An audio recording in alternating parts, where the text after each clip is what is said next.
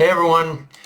Alright, so the major thing to talk about with this chapter is the reveal at the end where in the midst of their pursuit, Nagamo and Shishiba end up in a confrontation with a vagrant of a man who's revealed to be Yotsumura, an old colleague of theirs who was banished from the JAA.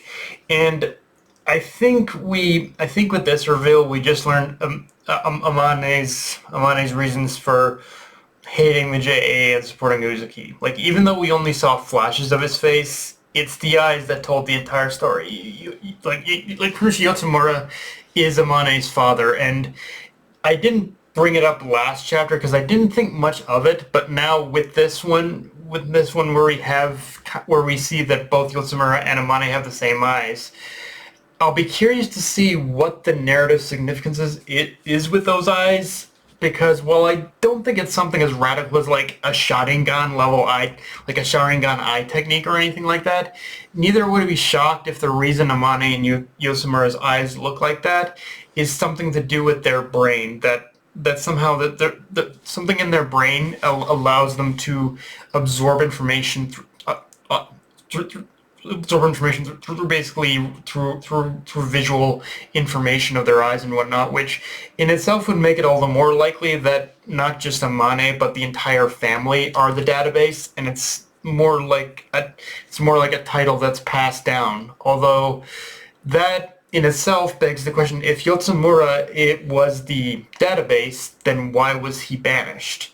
And the only answer I have right now is that he was found to be doing some dirty dealings that actually had good intentions with them, but because the JA but the JA didn't see it that way.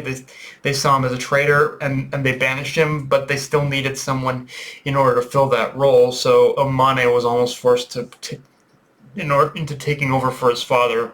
At least I think that's likely how I'm seeing it play out right now. And that's the only way this fits if the database connection is true.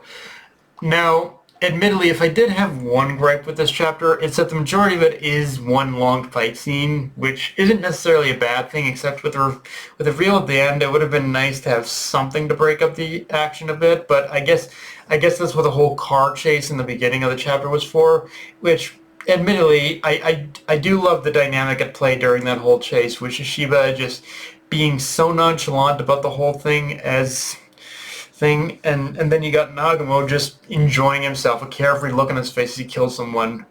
Now, so yeah, I love the dynamic between the two of those characters.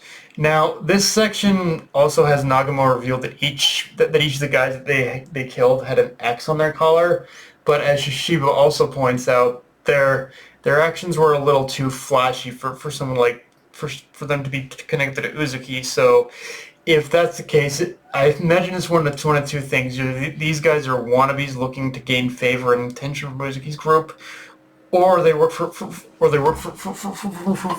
Yotsumura, which in the latter's case, that would mean Yotsumura is likely working alone and kind of just and is intending to kind of just doing all this to kind of gain Uzuki's attention for some reason. It's but he's not actually like but Yotsumura himself isn't associated with Uzuki, or maybe he was, and that's the reason as to why he's trying to find him, because is because they do share history and he wants to end it with them. Maybe that's the reason why. I don't know, but yeah.